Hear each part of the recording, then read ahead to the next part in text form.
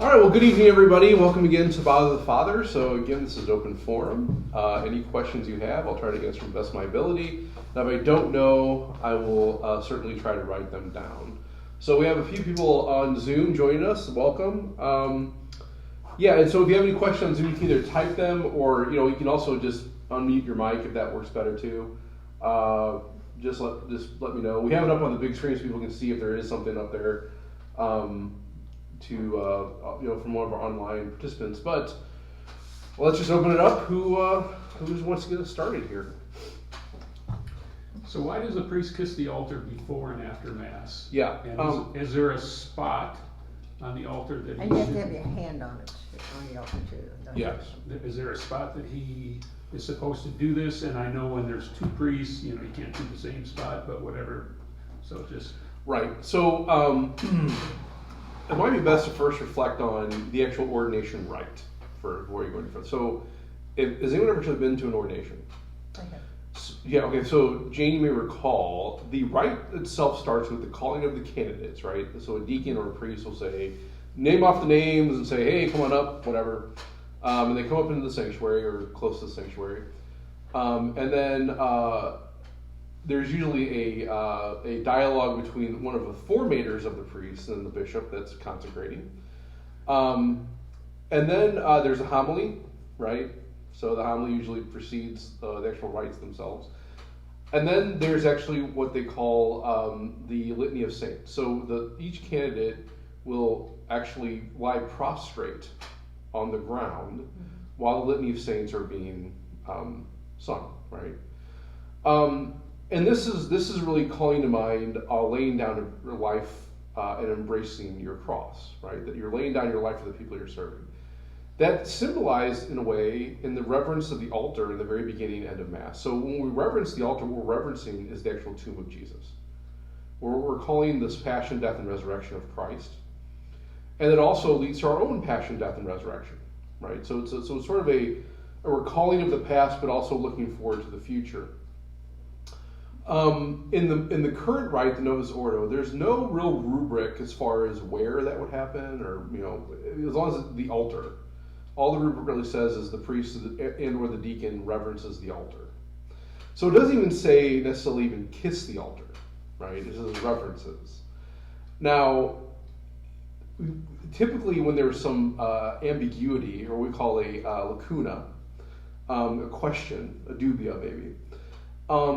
A liturgist would tell you default to the extraordinary form of the Mass, or what we used to do in the old rite. And the old rite is very specific. It says that the priest, with hands on the mensa, bows down profoundly, kisses the spot where the relics are. Now, in our altar here at St. Gabriel, the actual, what they call the relic stone, right, is actually in the middle of the altar. So with that particular altar, it's very difficult to actually... The middle. Yeah, right. So it's very, very difficult to actually reach up far enough to actually reverence that. So you do the best you can, right? So there's no real rubric as far as the Novus Ordo to say where that should happen. That actually comes from the old form of the Mass, to actually kiss the altar. And that's also, even the old form, that was a symbolic action of embracing our own tomb, our own cross, in the same way that Jesus did, in persona Christi. So, as Jane mentioned, the priest is required to actually touch it with their hands. And that's actually symbolic of an embrace. So you're literally hugging and kissing the tomb of Jesus Christ. And recognizing your own sacrifice in that, right? The deacon does not touch the altar. They profound vow and they kiss. That again goes back to the old rite. So again, the Novus Ordo, there's nothing saying that should be done. It says reverences. But the question may be raised, what does that mean, right? And so if you didn't have no idea about anything in the old rite, or let's say maybe in 50 years from now, who knows, whatever that may take place. Someone born today might come out and say, well, I don't understand, why it says reverence, what does that mean? And so a liturgist would say, well, you have to go back to the old form of the rite to actually realize what that means. In the old form of the rite, it's very specific what it says to do. But it's actually a reverence in the old rite of the relics that are actually in the altar. But there's also symbolic act of embracing the tomb as well. So do we know what relics are in? Yeah, that's been an ongoing research project, and there's no one that I know today that's living that knows what actually is in there. Okay, so a follow-on question would be, a couple of years from now, when the Archbishop says, okay, we have the new plan, St. Gabriel's is going away. Okay, what happens to that relic? Because I know you unsanctify, you can't consecrate the altar right, in the sanctuary. Well, depending on what it's going to be used for. Right. Yeah. And so typically what we have here in the Archdiocese, and I think most dioceses have this, but maybe not, is what they call a Reclamation Office.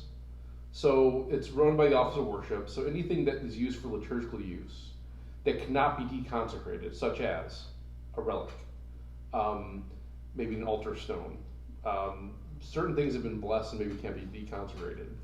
They go to the Office of Reclamations, and that will give the opportunity for other parishes in the diocese to use it, or maybe they could use it for other functions within the Archdiocese. If a new church is built. Right, exactly, yeah. So that's what happens here in St. Louis. Now, I can't say that's the same for everywhere. Yeah. Relics, though, it's very clear those need to be taken care of with the proper respect and dignity. So you can't sell them, that's illegal. You can transfer them to somebody else, right? But part of the thing about a relic too is that there's actually paperwork from Rome that tells you what it is, who it's from. It actually validates the actual relic themselves. So part of that is actually having that paperwork. So you don't have the paperwork. Apparently we don't, not for the ones in. Now we have relics in the sacristy, and we have all the paperwork for those. But from my understanding, there is no paperwork on the relics actually in the altar. Supposedly there actually are relics in the altar. I mean, the other problem with that too is you could check that, but that would require taking out the altar stone, which is to be somewhat difficult. Not impossible, but difficult. So you get a letter from Rome saying this? So relics are, in order to be validated, they are validated by Rome. So what do their records say?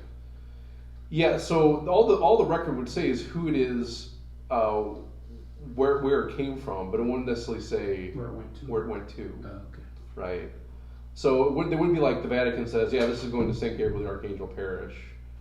They'll just say, yeah, we have validated this actually as St. Rose Philippine Chen. This is a part of her veil that was taken at the moment of her death. Do we think that the relics were put in when the church, I guess, was built, and on the altar? So whenever the altar was consecrated, the relics would have been put in at that point. If anyone's ever witnessed the consecration of the altar, it's actually very fascinating. It doesn't happen very often, so it's kind of rare to witness, but there's actually a lot of more moving parts to that.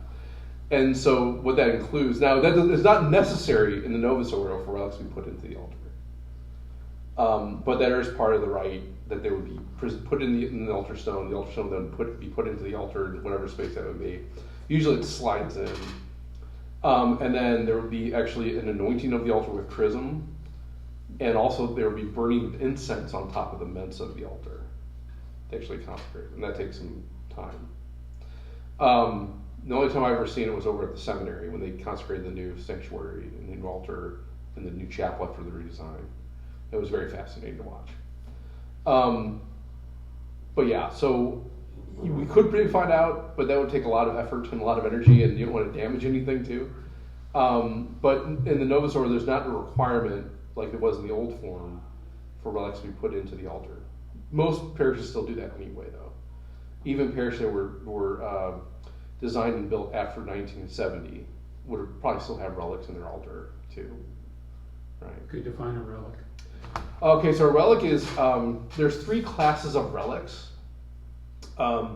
There's the first class, which is actually like a piece of the saint or something that was fragment of a bone, fragment of bone, or even a piece of clothing. That'd be a first class relic.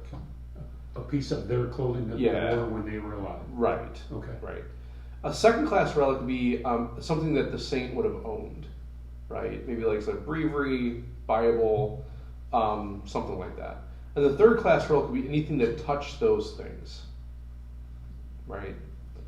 So those are the three different classes of relics. Usually the ones that Rome validate are first and second class relics, right? So because here's the rub. A while back, the heart of Gian Vianney came to St. Louis, right? And so many people came to venerate the heart of Gian Vianney, and they would actually touch rosaries or medallions or miraculous medals or whatever to the heart. Well, that then makes that item a relic, a third-class relic, right? Now, the Vatican doesn't keep track of all that, right? The only person who would really know that would be the person who actually touched the item to that thing, right? But those are three different. Now, could you put that same rosary into an altar stone and be venerated as a relic? Yeah, but most relics that we find in altar stones would be either first or second class relics, typically. Okay, so this is a little far-fetched, but stick with me here. Mm-hmm. So when JP2 was maybe in his last few months, Yeah. and thinking ahead that, maybe this guy's got a shot, Yeah. were any of his things, I'm sure his things were saved. Well, okay. How should we put this?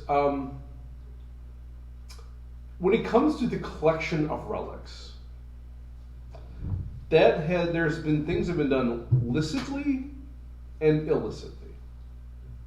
So what I mean by that is, it wouldn't be uncommon, maybe in the 1st, 2nd, 3rd century of the church, for a particular person that's died, especially someone that was really holy, for people to maybe snip off a fingertip or two, Mm-hmm. or take some hair, or whatever of the actual body of the deceased. That has never been sanctioned by the church. Typically when those relics are kind of taken, it kind of depends. Part of the same process is you would have excavate the burial spot to see, first off, if there's been any corruption. That's usually a telltale sign if someone's a saint or not. If they've been buried for a long time, there's no corruption. At that point, they would maybe take some samples of hair, never necessarily desecrating the body, right? Never like breaking arms or anything like that. A lot of times when you find these first-class relics, when that's happened, that's been someone that wasn't supposed to do that. They've taken the stuff without actually doing it right. But they can still be validated by the church that, oh yeah, this was, the finger was missing, here's the finger that fits on that. Okay, so that must be first one. So typically today, the best form, after excavation, you would have first-class relics taken, or you would have what was owned by that particular saint.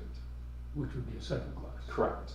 So like for instance, when the Holy Father came here in 1999, he touched a lot of stuff, right? Forks and spoons. Forks, spoons, knives. Glasses. Slept in the bed in the Archbishop's residence. There may have been some skin cells and stuff, or hair. Sure. I don't know if anyone had the forethought at that back in 1999 to maybe collect all that stuff. But you do notice that down in the museum today, the chair where the Holy Father sat during Vespers and during the like the youth rally and that kind of stuff is preserved and kept down in the museum, and that would be a third-class relic, right? So yeah, I think usually it happens kind of afterthought, right? Usually when these are harvested, it's more after the fact. So it's not like leading up to someone's death. This guy may have a shot, or like Mother Teresa. Maybe Mother Teresa might have to be like, yeah, let's just keep some of her habits around. Like, let's make sure maybe I don't know, maybe she has maybe she has a comb or something. We keep that, maybe, right? But typically, it's not done in anticipation. It's done after the fact. Yeah. And part of that's first off presumption. You don't want to presume anything, right? That would be wrong. Oh, but you don't want to miss an opportunity. True, but also too, like there'd be plenty of opportunity after the person's dead to actually gather that stuff too. So it just, yeah. I mean, so the belonging stuff, that's a different story. Like, in certain orders, it wouldn't be uncommon to reuse someone's habit or someone whatever, right? Because unless a person's buried in it, you would want to probably preserve that so you would share that stuff, right? Now, it may not be out of the realm of possibility of someone, maybe in anticipation, would be like, yeah, maybe we'll just keep these off to the side for a little while, just in case, right? Well, I would think that he used a chalice. His Yes, chalice. right. So that's a second class. It is, correct? and typically when it comes to liturgical use stuff like chalices, patens, vestments, those are typically handed down to other priests or bishops or anyone, right? So another, like for instance, the chalice I use on Sundays, that wasn't originally my chalice. That was someone else's chalice that went to Reclamations, and I was able to get it from Reclamations, Gotcha. right? But isn't that one of the gifts sometimes that family members would give? Yes, it is. A new priest with Yes. the chalice and That would, yes. vestments or whatever. And those still would be made from scratch, but a lot of stuff is handed down. So yeah, you're right. His chalice, his vestments, the stuff unless they were the Vatican's vestments, but his vestments particularly, they would be considered second-class relics. Now, what happened to them? Well, typically, like I said, they're usually handed down, right? So to another friend, a bishop, a brother, something like that. And so now, when they become a saint, though, could that priest, bishop still wear those vestments and use those things? Yes, because they're being used in liturgical use. Now, does that mean that everything that touches that chalice then becomes, well, yeah. And so there's always debate whether, should we use this or shouldn't we use this, right? So let's say I was given a chasuble from John Paul II, right? I may be a little more leery about using that, right? Because, okay, I might touch all my other vestments with it to make those relics too, but I may not necessarily wear that chasuble often. Maybe I bring it up for maybe his feast day or something, but you typically want to preserve those things. And so it would probably be best to just say, I'm going to put this, preserve it in some kind of vacuum bag or put it in storage and make sure that it's actually preserved for posterity. Okay, so from a previous discussion that we've had, then what is the difference between a saint touching a chalice that is a relic, second-class relic, and a saint touching a rosary that would that then be a sacramental? What's the difference there? Yeah, okay, So so how is that different? What makes something sacramental is the blessing by the church, right? That's what makes something sacramental, right? Or the blessing in general, right? Because not every blessing has to come necessarily from a clergy. And part of the discussion we had was, when it comes in sacramental, what is the definition of sacramental? Well, sacramental is anything that actually disposes someone to receive the grace of the sacraments more deeply, more devoutly, with more efficaciousness, right? So in that sense, anything really can be a sacramental if it leads to that. It doesn't necessarily have to be blessed in that respect then to be a sacramental.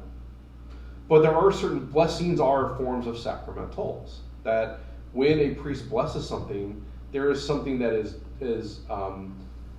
the prayer is hoping to lead someone to a deeper faith life, a deeper reception of the grace of the sacraments. So when I bless a rosary, hopefully that is leading to a depth of reception of the Eucharist through the intercession of the Blessed Mother. That you're receiving Jesus the same way that Mary received Jesus, with the same yes, with the same understanding, right? That's what makes it sacramental. It's not a magic talisman, right? That, it does have effect in some way, right? But that's really the point of the sacramental, is to lead you to a deeper reception of the grace. So when a parent blesses their child, well, that's a sacramental, right? And in many ways, that may be deeper reception than if a priest blessed the same child, because of the relationship of that child with their parents, right? That's different, though, than a relic, because a relic is actually something that's owned by or touched a sacred thing or person, right? So something can be both a sacramental and a relic, Right. and something can also be either or, Right. right? Just kind of depends on what the process of doing that was. Thank you. Is it a sacramental also if a family, sits together for a meal and, says the blessing. Absolutely. It's a sacrament. Absolutely. Yeah, so anything that leads someone to a deeper reception of the grace of the sacrament would be considered sacramental. Now, we want to also just make a distinction though in kind between, the question we have to look at there too is from what authority is that coming, right? So a father and a mother have a right to bless their child. That is something that is given to them through the relationship they have and the gift of the children from God, right? That's coming from themselves as maybe through their common priesthood. It's different than when a priest through his magisterial priesthood blesses somebody or someone. There's just a different authority involved with that. And really more for a different effect, right? So we have to make a distinction between those two, right? So in other words, Marilyn can bless a rosary, and I can bless a rosary. And those two blessings are efficacious, but one may have more of an impact because of the authority from which it comes. And really, that could be Marilyn has a more authority, because she may be much more faithful and much more deepened in her understanding of grace than the priest that's blessing it. But the fact that the priest is representing the church, it does have a different effect when it comes to the spiritual life. That's the church blessing that, not just Marilyn blessing it. So that's kind of a distinction we have to kind of make in those things. Does that make sense? Mm-hmm. So anyone blessing a rosary other than the priest is part of their function as a priest? You could say you're exercising your common priesthood by doing that. But there's a different effect associated with that, in that you are doing that instead of the priest or deacon or bishop. Priest. Right. So you're saying if I get a new rosary, I can... Well, I'm sorry, Lisa, do you have a question?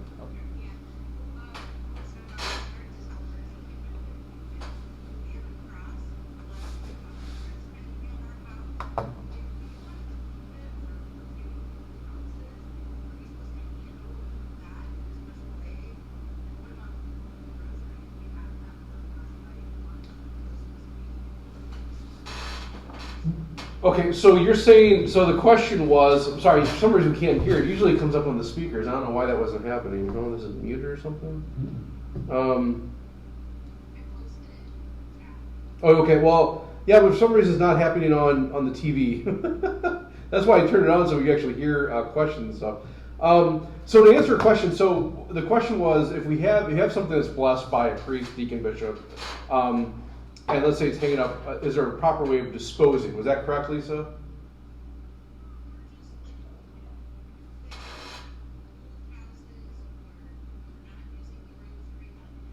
Yeah, okay, right. So if you're moving, and let's say you left it behind or you bring it with you, what do you do with it?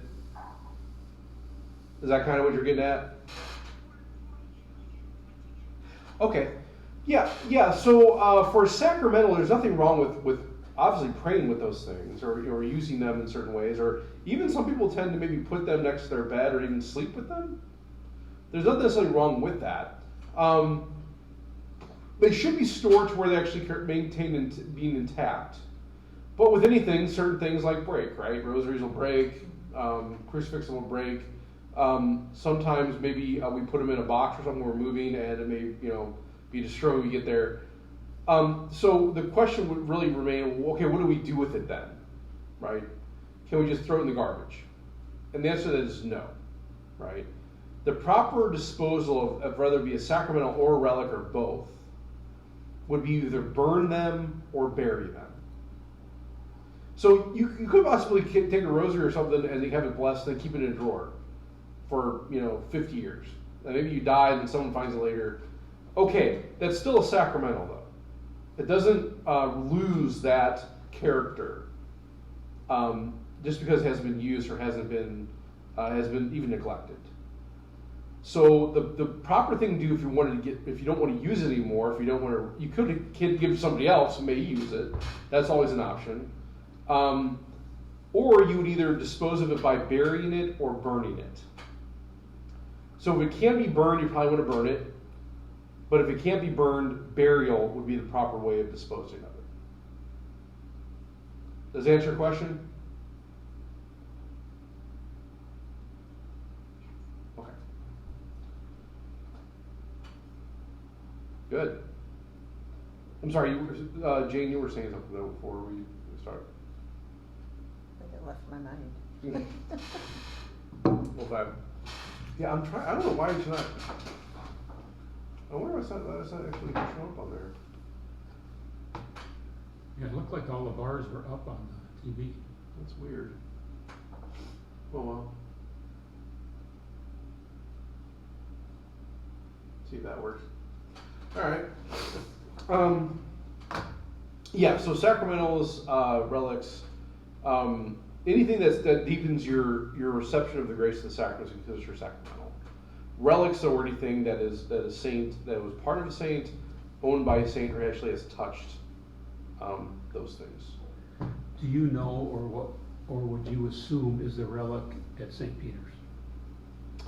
St. Peter Kirkwood? No, in the Vatican. Oh, well, see, okay. Well, the thing about the high altar is that's over several relics. I mean, because the actual remains of St. Peter are right underneath the altar, the high altar at St. Peter Basilica. I think all of the apostles are buried there now, as well as other saints that have been, brought back to Rome from other places. So, yeah, you don't necessarily need one relic. You could have multiple relics, and even the things that are underneath the altar can be considered the relics of the altar, right? So I don't know. I don't know if there's actually a particular relic in the altar. Like if there's an altar stone at St. Peter. I don't know. I've never been there, so I can't really say for sure.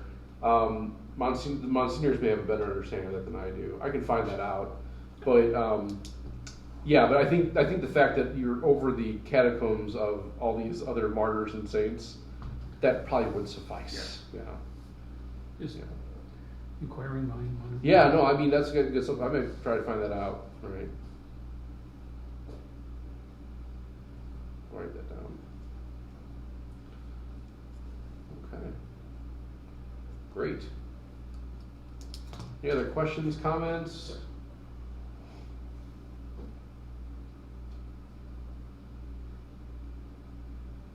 So what is the purpose of the priest breaking off a very small part of the body and dropping it in the blood? Yeah, we call it the fractioning rite. And so that happens at the after the Eucharistic Prayer, during the Lamb of God, right? So if we look at the Eucharistic Prayer itself, the entire liturgy of the Eucharist, right? It always corresponds to the passion, death, resurrection, ascension of Jesus Christ.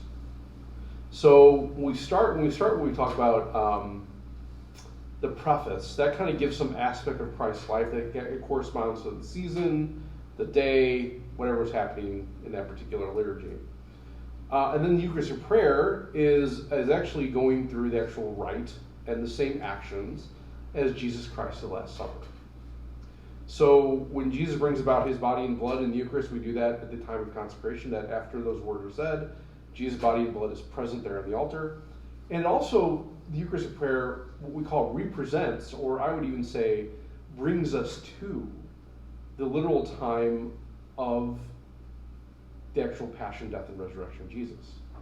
So the entire Eucharistic Prayer, we're actually being brought present through time and space to the moment when Jesus suffered, died, and was buried. And so the Eucharistic Prayer, it goes through that process when he, from the Last Supper, all the way to his ascension into heaven.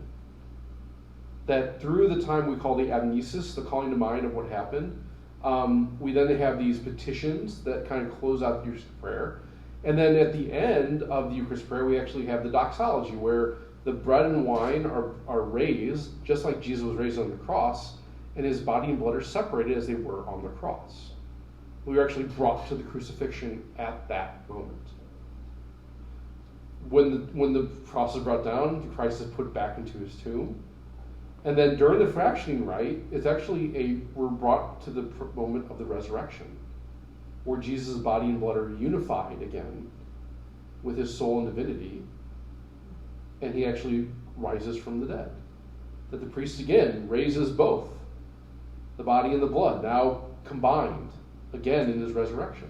So after the fractioning, Mm-hmm.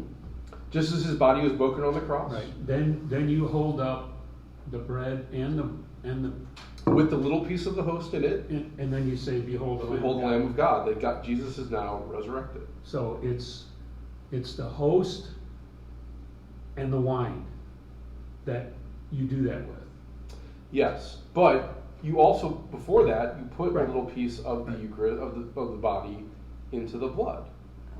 And so when the priest elevates that, Jesus is coming out of the tomb. We are brought to the resurrection, right? That's it. And then even his ascension then into heaven, right? At the elevation, Right. and then we then continue with the Eucharistic celebration, right? That then we were then given through the power of the Holy Spirit, Pentecost, Jesus' body, blood, soul, and divinity.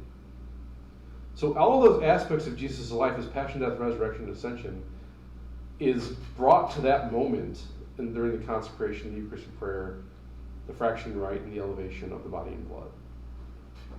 So it's important to recognize those moments because, it's funny, I was talking about this earlier with a family member, and we tend to, I think, forget that. Sometimes those rites become so mundane. Well, see, my comment would be, who knows that? Well, priests do. Yeah.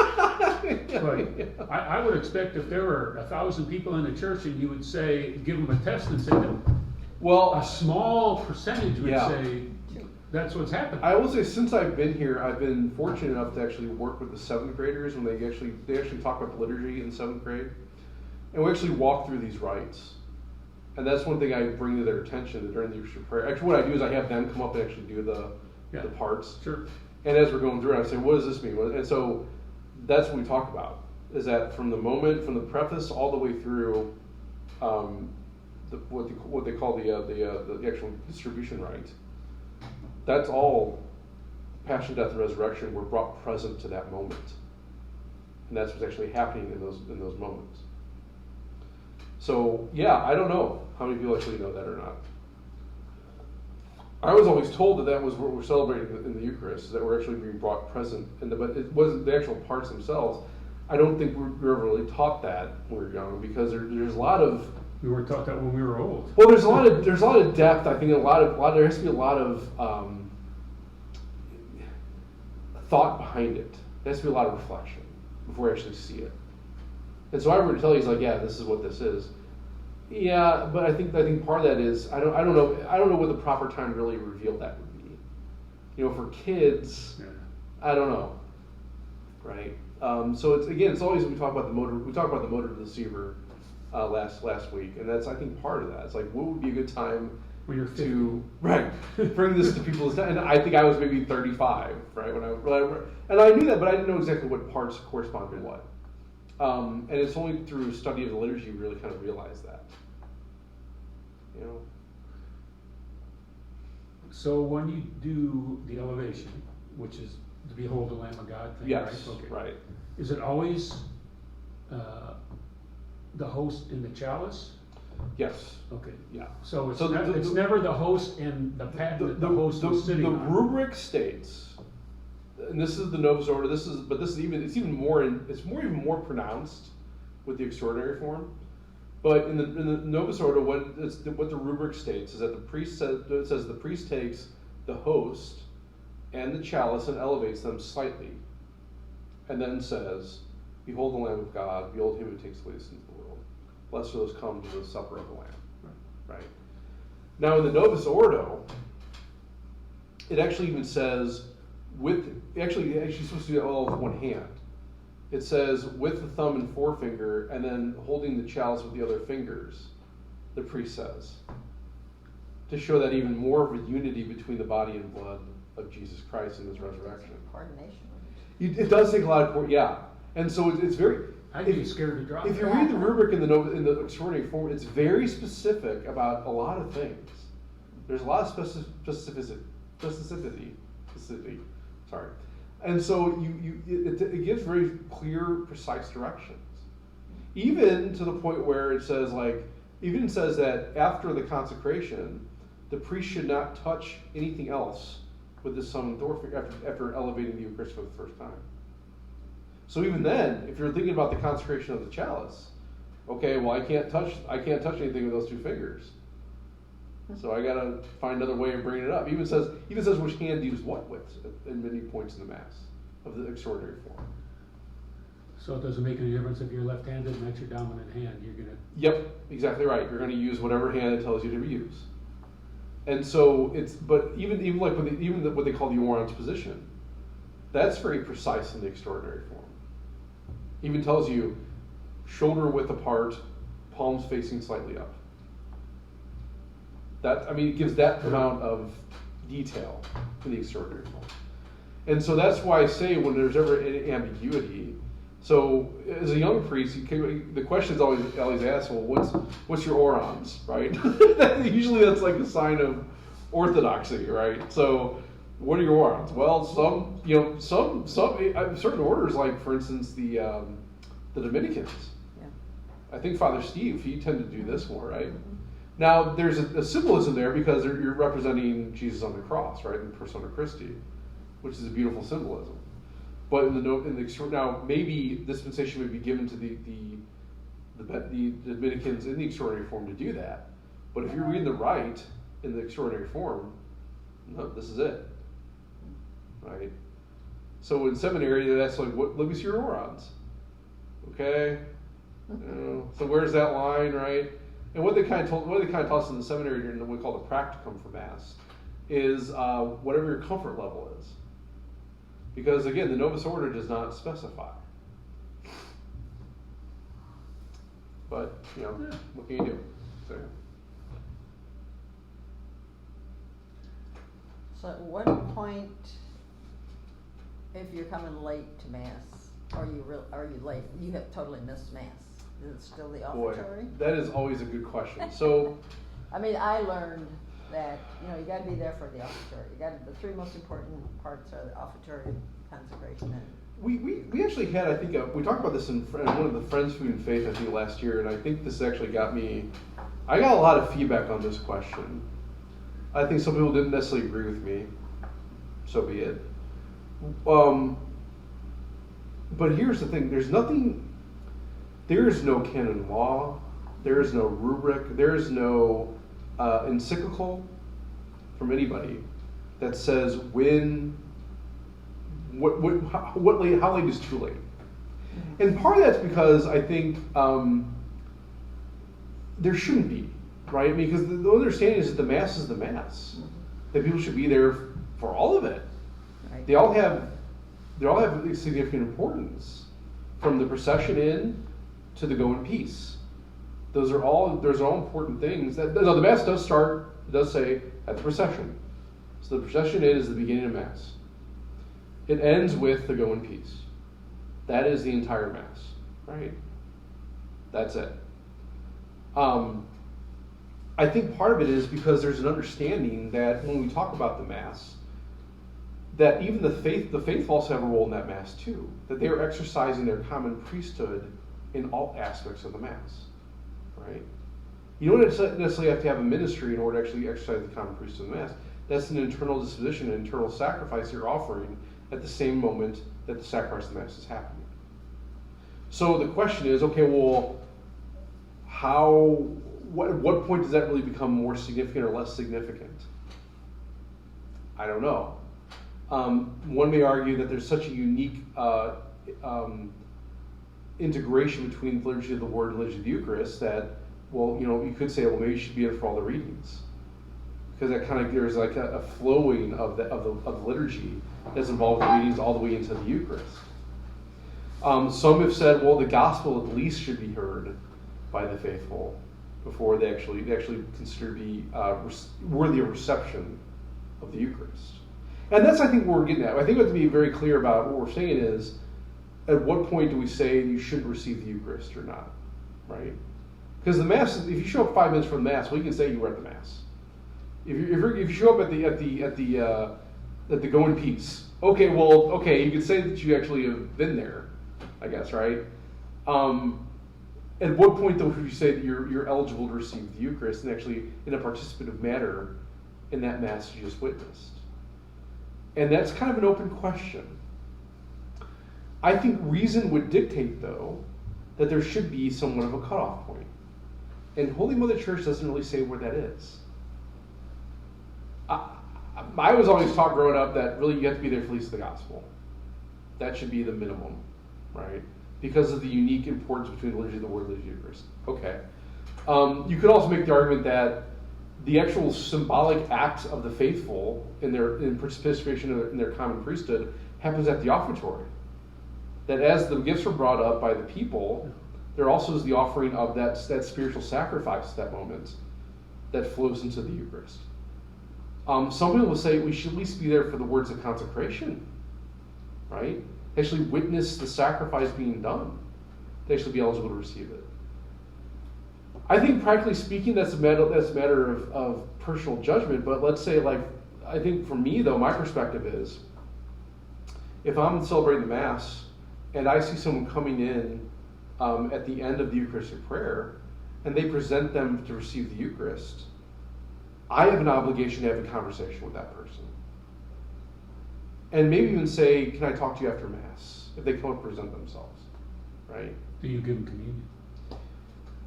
At that moment, I may have, so here's usually what I do, right? And this is not taught by the Church definitively. This is just what Father Mark practically, prudently does.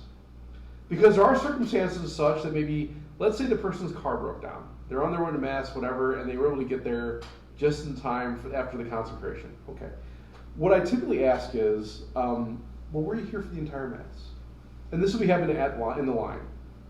And that gives an opportunity to say, well, yeah, I was. No, I was not. Okay. When did you come in? Well, it was after the consecration. Okay, why? I might have that quick conversation there, right? But they say, oh, you know what, I overslept and I couldn't get here. Or, I had my car broke down, or, I was helping someone else, or whatever. Okay, I might at that point say, okay, body of Christ, but can you go back and either watch the stream, or at least go back and maybe read the Gospels again? Can you at least go do that, right? And I'd say about 98% of the time, people are like, yeah, sure, fine, right? Whether they do it or not, I don't know, but at least I've done everything I could to say, could you at least maybe participate in some way in that respect? I might say, can I just talk to you after Mass, right? I might just do that, depending on maybe if there's a longer line. Can I talk to you after Mass? I wouldn't give them the communion right away, but I said, can I talk to you after Mass? Okay. And then, based on our conversation after Mass, I may go distribute communion then or not, right?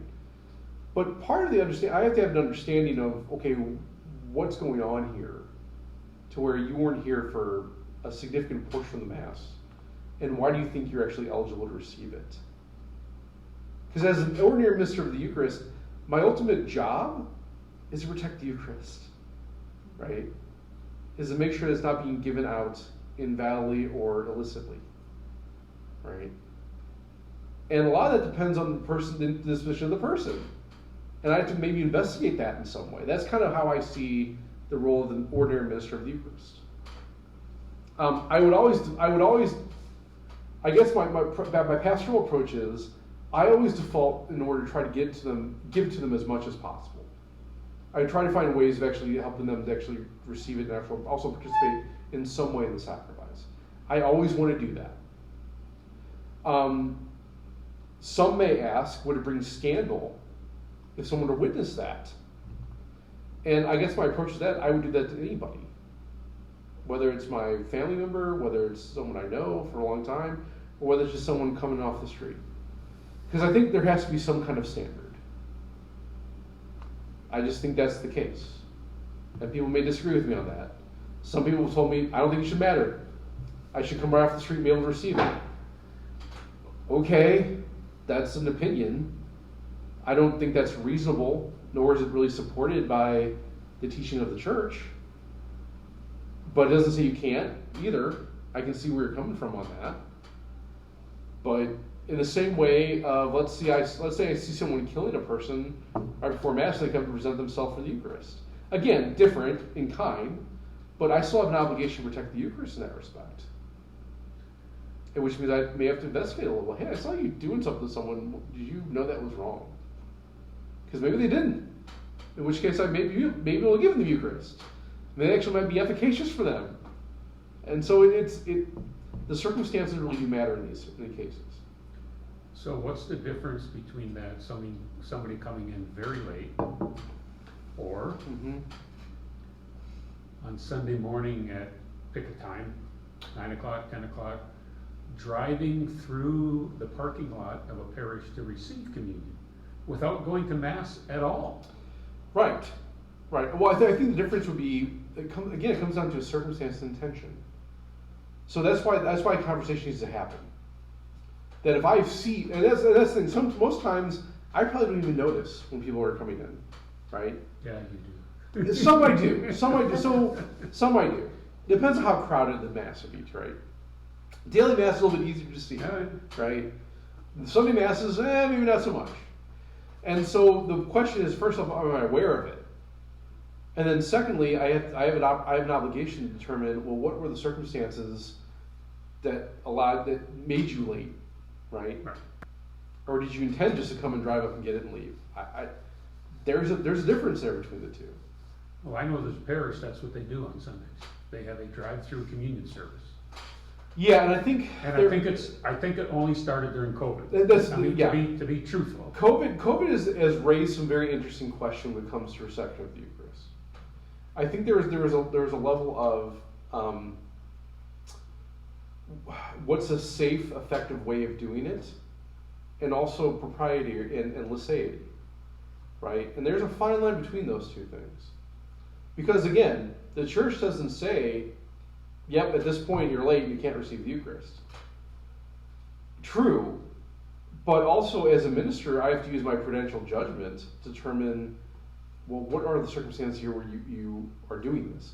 If there is a legitimate fear of COVID, that could be a reasonable, okay, I understand. But even then, I would still ask, well, can you at least go back and read the readings later, right? And I've had that happen a few times when someone said, well, no, I can't. Okay, well, God bless you. I don't know. What do you mean you can't? Well, that's what I'm saying. I mean, that's the thing, right? I mean, and again, that might get down to a different circumstance too. Well, that might get to a different circumstance too. Like, okay, maybe they don't have internet access. They can't figure out what the readings are, or maybe they don't have a Bible or something. So even that can be very more limited. And so maybe the question is, can you do something else?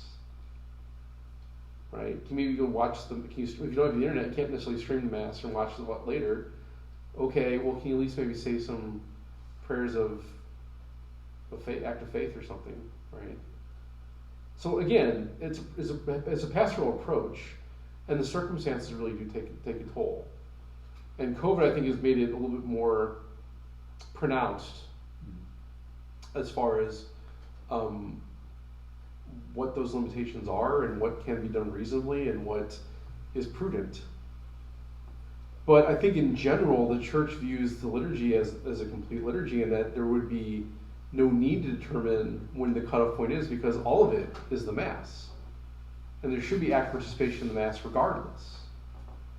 And there are exceptions, of course, but we don't legislate for exceptions, we legislate in general, right? Laws and rules are made in general. With the understand that because of circumstances and tension, there are exceptions to those rules. But that's why those need to be reviewed and judged and determinations made in those particular circumstances. So, yeah, that's a hard question to answer just because there isn't anything definitively defined. But I think rationale tells us that if you look at the teaching of the Church and what the liturgy is and what the whole purpose of it is, there are maybe legitimate ways of saying, well, based on where you're at, what circumstances you have, maybe you shouldn't present yourself for the Eucharist, right? And I, as a minister of that sacrament, have a right to actually make those determinations. Now, I would think most priests, including me, would always err on the side of mercy and caution and want to find every opportunity to give someone the Eucharist that we can. But there may be circumstances out there where I have to say as a minister, I can't do that.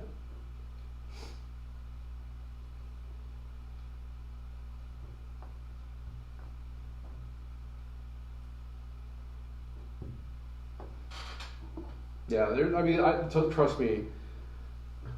That's a question I think that every one of us as priests struggle with. Because I think in one examination of conscience, before I go to confession, one of the things that you should dwell on is, have you been late for mass? Or something. Yeah, but I think even that takes some. I think some depth, because you can't just say in general. Uh-huh. So like I think what you have to, they always have to put like a qualifier there. And the question you have to ask yourself is, well, why was I? Did I oversleep? Did I maybe drink too much the night before and I couldn't wake up? Or was I traveling, was I actually coming to Mass and then all of a sudden I got robbed? Or was I coming to Mass and I saw someone with a broken leg on the side of the road and decided to help them? Those are legitimate reasons not, be late to Mass, right? Those are justified. But if it's, well, I was just lazy and wanted to sleep in, I knew that I could come and watch the gospel, get the gospel, and then receive the Eucharist. Well, okay, that's not necessarily the spirit of the law, right? So I think that was some of those exams. I think what they're meant to do is lead to a deeper realization. And so just to say, was I late for Mass? Yeah, it's bad to be late for Mass, but also in the same way, like would say, well, the breaking of the third commandment. I didn't go to Mass this Sunday. Okay, well, why? I think for a lot of our school kids may say, well, I don't go to Mass. And then the question may be, well, why not? And the answer could be, well, I can't get to Mass on my own. Oh, okay. Well, if you can't get to Mass on your own, you're dependent on someone else to get you there, that's not your sin. Now, you could say maybe your sin is you didn't ask your parents, or maybe you didn't ask someone, or try to make arrangements to go to Mass. Maybe that's where it lies. But even if you try to do that, you're still dependent on someone else. And even if you ask mom and dad, hey, can you take me to Mass today? And say, oh, no, we can't. Okay, well, you've done everything you can at that point. And there's no sin that lays on you. Now, your parents might be somewhat, whatever. But there's no culpability on your hands. Or in the same vein, I didn't go to Mass Sunday. Well, why not? Well, there was 15 feet of snow in my doorstep, and I couldn't get out of my house. Okay, there's no sin in that. Well, you right? should have been up all night shoveling. Yeah, right, exactly. Yeah, right. Yeah, I mean, the circumstances in these cases do really matter, and the culpability really is more dependent on your intention and the circumstances. That's why I always say sin is always subjective. I can't make determination for you whether something's mortal sin or sin at all. That's up to your conscience. I can't tell you that. I can say in general, yeah, missing Masses or skipping Mass or being late to Mass is not a good thing. But the reason for that, you have some reason, I might have reason. I should have no excuse. I got a direct path, Weather doesn't bother you. Right, exactly, right. Couldn't get the Mass because the door was locked. Right, yeah, right. Yeah, well, maybe true, I don't Marilyn know. didn't unlock my door. Well, are parents responsible for their kids not going to Mass? I would say so. I mean, So that would be a matter for their confession? I would imagine, yeah. What if they could walk to Mass? Well, see, that's a separate issue, right? And now the other side of the coin too would be, well, my parents don't want me walking alone. Okay. Yeah, I can understand that. But yeah, I think that's one thing you have to keep in mind is a lot of times with these things when it comes down to the kids, it's kind of unfortunate. It's good in a way that the children are recognizing it, but the sin is not theirs in those circumstances. And I would say if it were me, if I were a parent and I were doing that, that would be a matter for my own confession, because the responsibility really falls on me. Certainly is not a good example. No. Because the kids will then think, oh, well, my mom and dad didn't go, so. I think, but that point what you're saying, Jane, is I think at some point though, you have to look at what point does the child become responsible for their own moral life, And so, okay, so what age would be appropriate for them to walk alone to and from Mass? Is 14? Is 15? 16? I don't know. At 16, you're starting to look like driving. Well, can you drive yourself to Mass? And that's why these questions really do matter, and it really determines the culpability. Because I think the other side of the coin, too, is I think some kids, when they're growing up, when their parents are taking them to Mass, when they actually get to the age where they actually are responsible for themselves giving themselves to Mass, they still use that as the same cop-out. Well, I'm 17, I can't get to Mass. Really? Really? What? Maybe that's true. I don't know, but the certain as you grow older, that responsibility does change. Drive to your friends. Well, yeah, I think that's so. The question was, at St. Gabriel, some kids can walk in 5th grade. Maybe. I mean, I think there's some parents, maybe, and that may be different. That may not be a matter of moral issue, but more a prudential judgment. But some people may not feel comfortable having their 5th grader walk alone. Safety issue. Yeah, it could be a safety thing. Now, in this neighborhood, you could maybe make the argument it's not as big of an issue as it would be maybe, I don't know, in Dutchtown or something, right? But those are more prudent decisions rather than moral judgments. And you would still say for the parents, well, okay, then if that's the case, if that's your rule that a 5th grader can't walk by themselves, well, you then have an obligation to get your child to Mass, though. That still falls on you.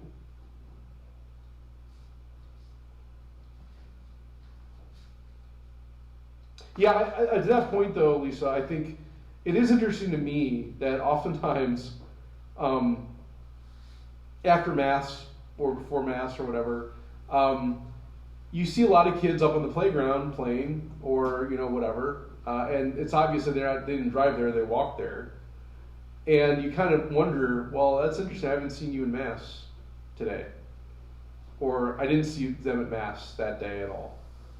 And so you just kind of wonder, well, how is it okay? Why is it okay for you to come up here and play on the blacktop, but you can't come up for an hour or 45 minutes to come to Mass? I think that's a good question, but I don't have to make that determination. What's that?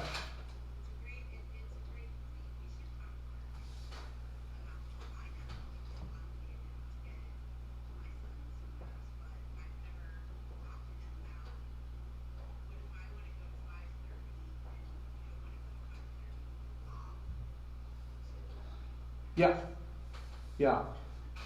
I think that's probably true for a good.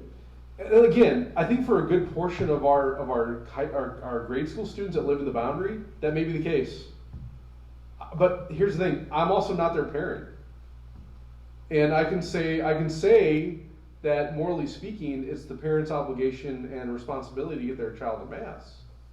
However way they want to do that, if they want to let their child walk by themselves, or they drive them themselves, or make arrangements for them to be picked up and taken.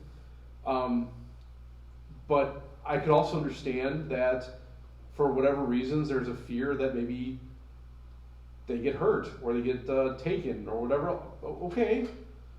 But the question is, what reasonably can be done to overcome that fear, whether legitimate or not, and still maintain your obligation to yourself and to your children?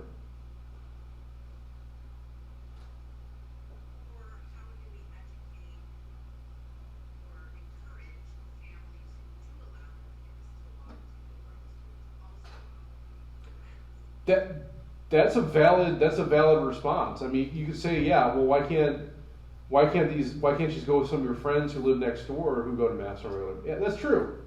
I don't know. The heart of that question, I think, is how do we best evangelize? And that's been a topic that's been going on for a long, long time, right? And maybe it is as simple as noticing that your neighbors, your kids' friends are not going, and inviting them to go as a group.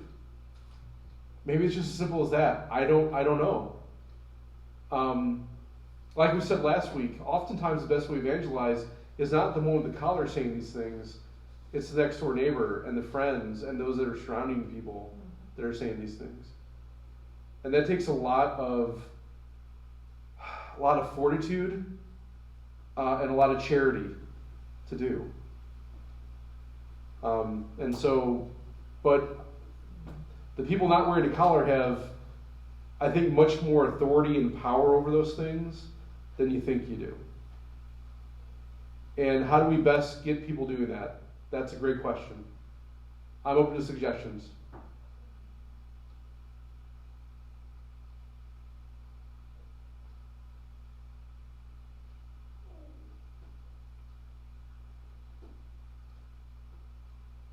Great. It takes a strong leader, you know.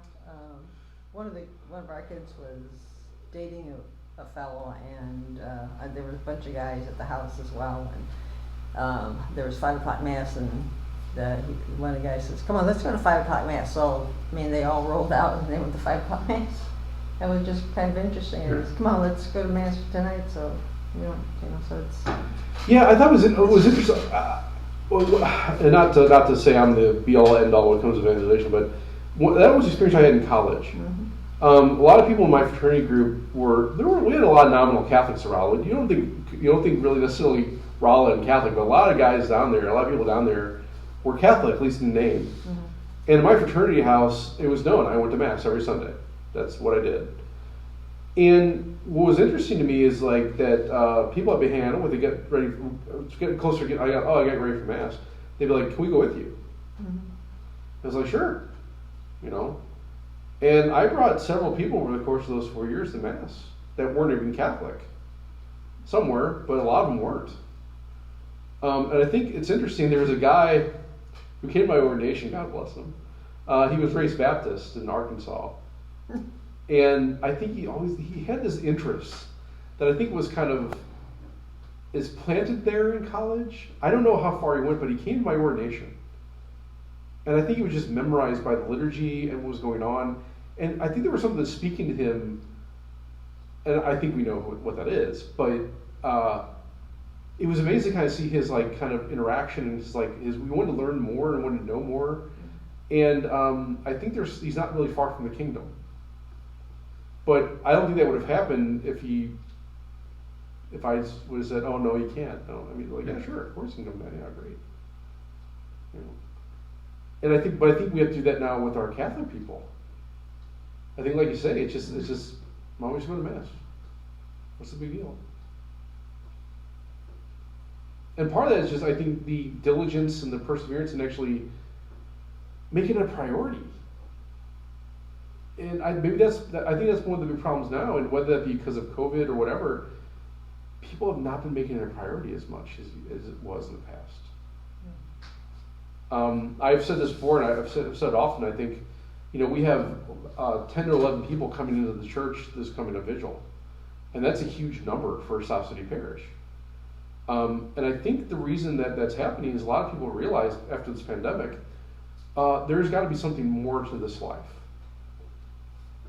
I think one of the graces of the pandemic has been there's been kind of an existential question about what is the meaning of this life? Why are we here? What are we doing?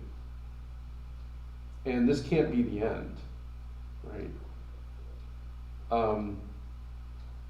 And so I hope that I think we need to kind of make that message known to our Catholic brothers and our people here. And how do we do that? I don't know. I think it could just be as easy as hanging. Evangelization really doesn't really start with like, let's talk about Jesus. So let's go get a beer. Let's go have some dinner. Let's go see a movie. And then it goes into, hey, why don't you come to mass with me? Why don't we read some of this spiritual work? Why don't we read the Bible? I think if you start with the common, ways of getting in people's lives, it doesn't start with my faith. It starts with my friend, my relationship. Go to lunch with a bunch of guys, and as you're all sitting down to eat, Yeah. put your hands up and say, "We're going to pray." Let's pray. Yeah. I've done that a number of times, and first few times it's like, what's he doing? And then when you go with the same group that doesn't necessarily do that, They know when you sit down to eat, they get their hands out because they know what's coming. I know a gentleman who started a hockey league, and it was for Catholic young men, and it was playing hockey. And one of the rules was like no locker room talk. It's just gonna go around, play hockey, have a good time, maybe have a few beers, great. But they would start and end with prayer, and that was kind of a seed to start rejuvenating some of the faith of these guys who maybe haven't been to mass in a long time, and they start growing in their faith. You know, yeah, it's got to start somewhere, and I think the way you start is these more secular things. Little steps. Yeah, a little way.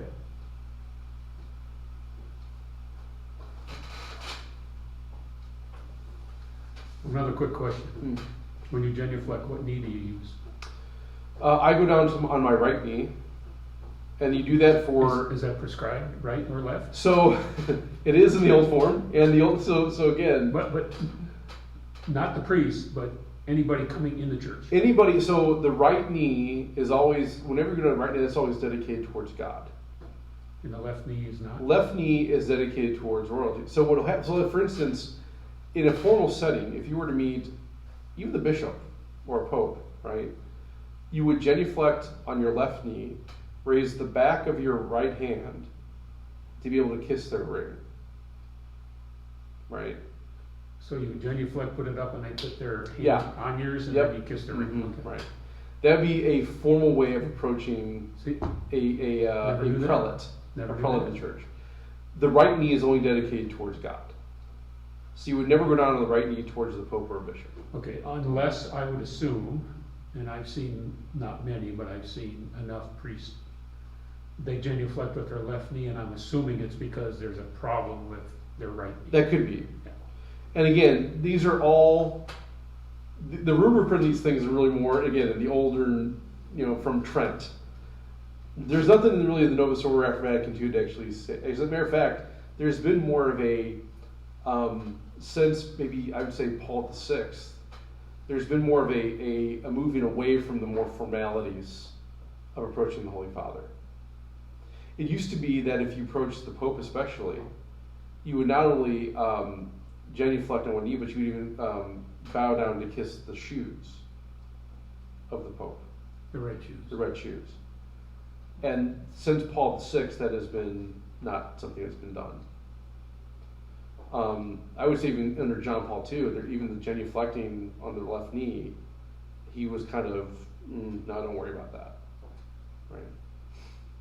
And you see even Francis today is sort of more opposed to those kind of acts of obedience or reverence. And maybe rightly so, I don't know. I don't think there's really any good way or bad way of doing it. I think it just depends on what the Pope prefers for the most part. But that's usually how it was done back in the day.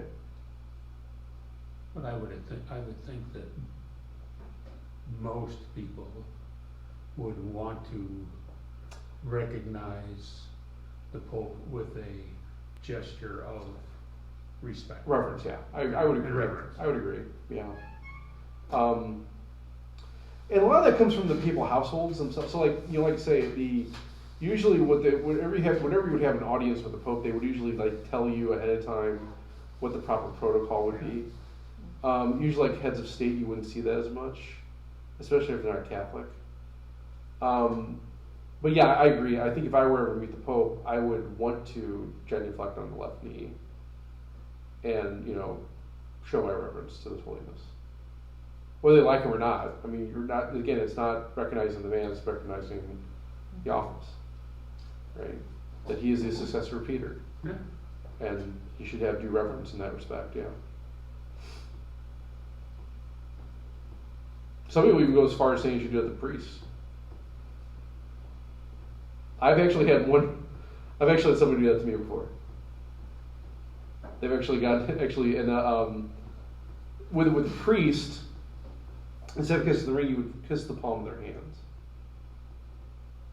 So sometimes when you'll see in first blessings, after ordination, after the priest gives the blessing, the person will take their hands in their hands and kiss the palms, because that's where the priest was consecrated with the chrism, right?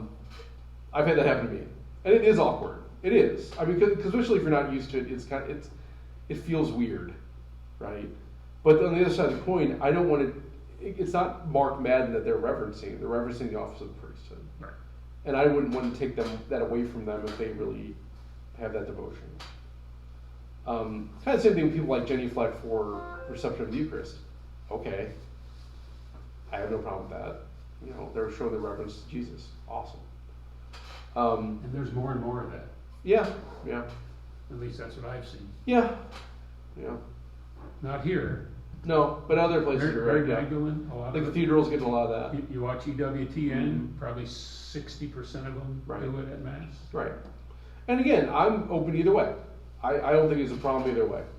But like I said, when it comes to like the reverence of like those type of situations, though, it is very odd to experience it, and it's also humbling too in a way, right? So it's good. It's good for both. It is. Yeah. But I don't ever tell anyone what they should or shouldn't do when it comes to those things. If you want to give the Pope a high five and slap on the back, well, that's fine. Hey, I'm sure he wouldn't mind that. But also, if you genuflect in front of him and offer to kiss his ring, he may be opposed to that. I don't know. If I were the Pope, I don't know what I would do. I mean, I hope I never am. So let's just go from that route. But I think there's something to be said about the reverence shown to the office that should be supported and not to put the person on a pedestal because that gets us in trouble, but recognizing the reverence to the office. I think there's something good about that. Yeah. Well, good. Anything else? Questions, comments, concerns, heresies? It's about 1:45 now, so. Sweet. I learned a lot tonight. Wonderful. All right, well, thanks for coming, guys. We will see you next week, if not sooner. Have a good night, and stay warm.